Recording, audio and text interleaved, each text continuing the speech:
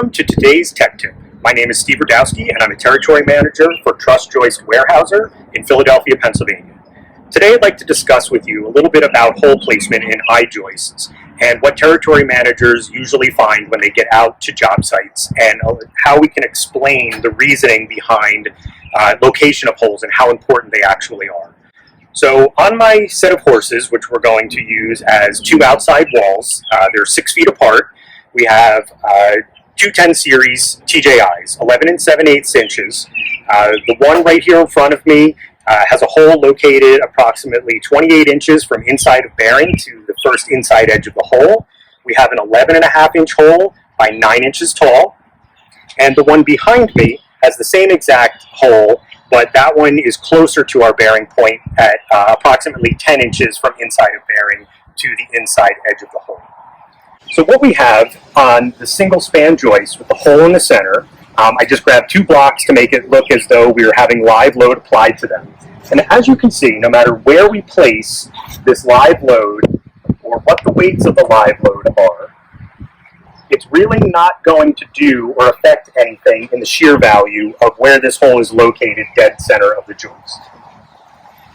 Now let's take a look to see how loading affects shear when we have a hole that's too close to bearing. So let's start off in the center with 2 of our lighter loads. And as we apply those, we're not really seeing too much. As I set the second one, you can see a little bit of the joist movement already. But let's take our larger load and let's set it closer to the side of bearing where I am.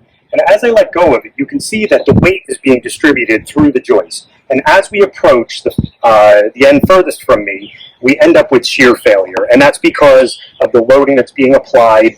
Much more shear happens at the end of the joist, like I talked about earlier, where there's not so much at the middle. This is what could happen in a real-life situation when holes are improperly placed in I-joists. The best way to remedy something like this is to make sure you always review our Pocket Framer's Guide before going in and cutting holes.